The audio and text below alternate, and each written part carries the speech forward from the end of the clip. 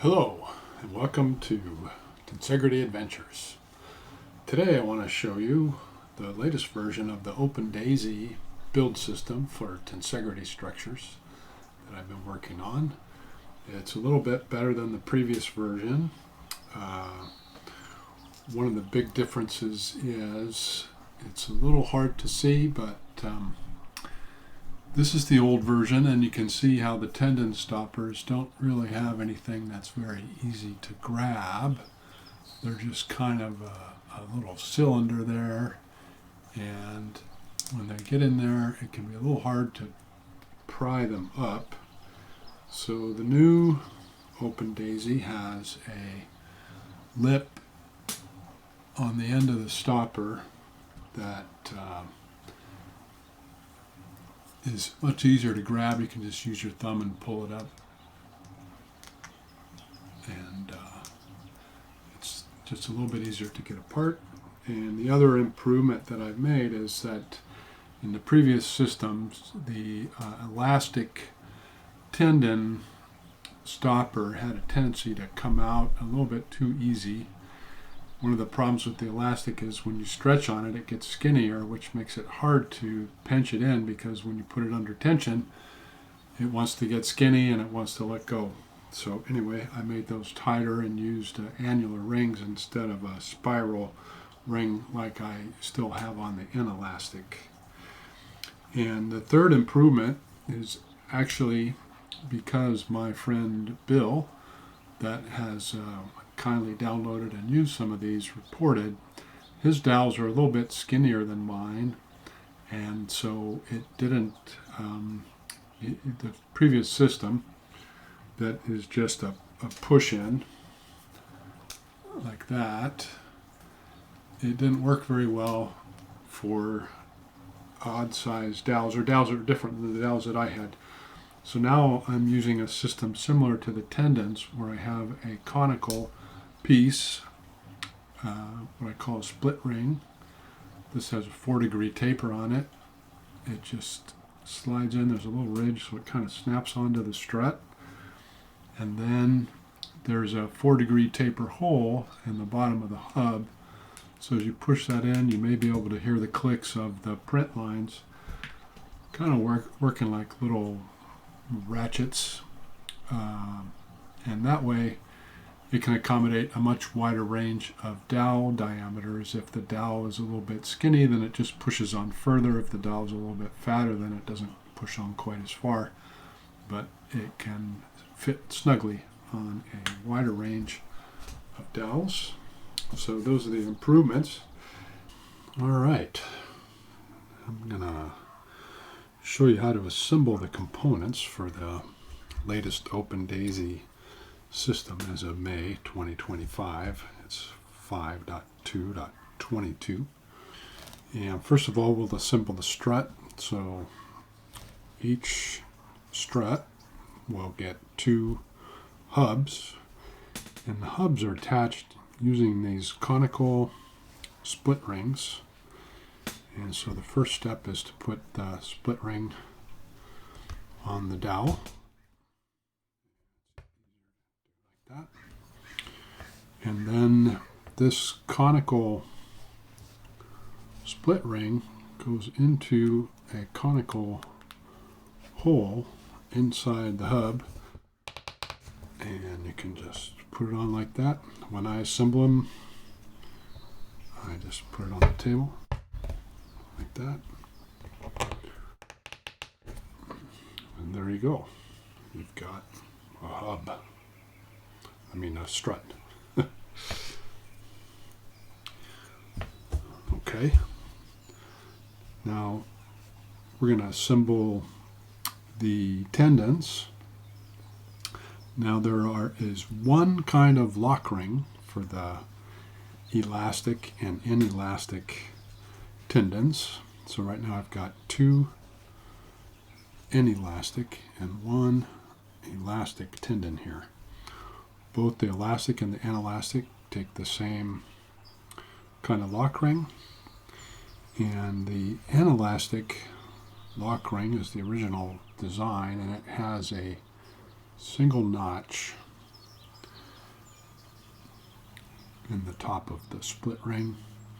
And the split ring for the elastic one has 2 notches, if you can see that. So you can tell them apart. Otherwise it's difficult to see the difference. You can see from the other side as well, because the elastic has annular ridges on the inside that grab the tendon, whereas the inelastic has a spiral. So with a little practice you can tell the difference from both sides. To reassemble these, I'm going to start with the inelastic. It's a little bit easier. So I got a single notch, it's an elastic, and all I do is just push the tendon down onto the cord that's going to form my tendon, and then put the lock ring on there. And you can start it with your fingers pretty easy. If you're strong, you might be able to get it all the way home with just your fingers. Now first I'm going to show you how you'll probably be doing this with a pair of pliers. So when you get it almost on, you can use a pair of pliers, almost any pair of pliers, but I like these. And just squeeze it, work your way around, and squeeze it down into its, squeeze the split ring down into the lock ring. Now that's on there pretty good. And the harder you pull, the tighter it gets, because it's pulling the tendon, these 2 conical rings together. Okay. And now I'm going to show you the elastic. And for the elastic, we've got the 2 notches. And the elastic is a little harder. It's a tight fit. And so what I do is put that in there like that, grab onto it with my finger, and pull. And as I pull, the elastic tendon gets a little skinnier, like I said before, and it'll go in there. So it does take a little practice. Now you can use the inelastic split rings on the elastic tendons if you like. They still hold reasonably well. If you're going to have a 3-year-old banging around with your tensegrity, that may not work so well. Okay, now I'm going to show you another method that I use. I have a special tool that I made for putting the lock ring in. So this is the same lock ring that we used on the inelastic. This is for, you can buy these for $10 on Amazon. I'll put a link down below. And it's intended originally for putting plastic snaps into clothing or dolls or whatever. And I used a hacksaw to saw out a slot right here. And then I designed and 3D printed this little anvil thingy there so that I can put a tendon in here like so, and then push it down like that. It works great, and it only costs $10. You do have to saw this. You could use a Dremel, or I just use a hacksaw, and that's very convenient and fast if you're going to make a lot of them. Now if you're only going to make a few, you can just use this pair of pliers and you'll be fine. And now I'll just go ahead and show you how to build a 3-strut tensegrity. That's a good tensegrity to start with when you have a new system or if you're learning how to build tensegrities. So I'm going to go ahead and use the ladder system like I have in previous videos. And so the idea is to build a little rope ladder. There are other ways of doing this, but this one's easy to explain, easy to remember, and easy to build. So I like to teach people this one. And once you've learned this one, you can probably invent others of your own.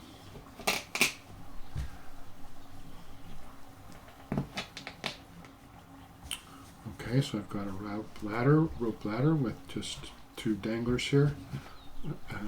And these are the inelastic tendons that I've put on here now. So I have 6 inelastic tendons. Now we're going to put 3 elastic tendons. This doesn't work on the inelastic, but on the elastic tendons, you might notice when I'm putting them in, I stretch them out because that makes them small and they go in the hole nice and easy. I guess I didn't really show you this hub, so the whole point of the Open Daisy is that it has a little pocket here for this tendon stopper to go in, but there's an opening that allows you to put the tendon in, and it just makes it more convenient to build and take apart. So we'll go ahead and turn our rope ladder into a barrel by completing the loop there. So now the rope ladder has turned into a kind of a barrel shape. I like to have my dangling elastic tendons towards me. I put my hand inside the barrel, and what we're doing is connecting the elastic vertical tendons from the bottom of one strut to the top of the neighboring strut. So it's already connected to the bottom of this one, so we're going to go to the top of that one. And then we just work our way around, doing the same thing again from the bottom of this strut to the top of its neighbor. And from the bottom of this strut to the top of its neighbor. And then these, sometimes you have a little bit of a twist like here. It doesn't look very nice, but these rotate quite easily. So after I get my tensegrities put together, I like to kind of sight down each strut, check for twist, put it back so you have a nice, neat tensegrity. Double check that all of your tendon stoppers are fully inserted in the hub. Just push them with your finger, and there you have it. A 3-strut tensegrity built with the new Open Daisy system 5.2.22. Now let me just show you, when I'm going to take a tendon off, I like to relieve the pressure, so use one hand to take all the tension off of the tendon. It's a little hard to get a tendon off when there's tension on it. And then we have this lip here, and you can push that on your thumb and kind of get it started, and then grab it with your fingers and get that out of there much more easily than the previous system. All right, so for now, these are downloadable at things.com. I'll leave a link below, and in the next few months or so, my goal is to make these available for purchase on my website, which is coming soon. All right, thank you for listening, and don't forget to hit the like and subscribe.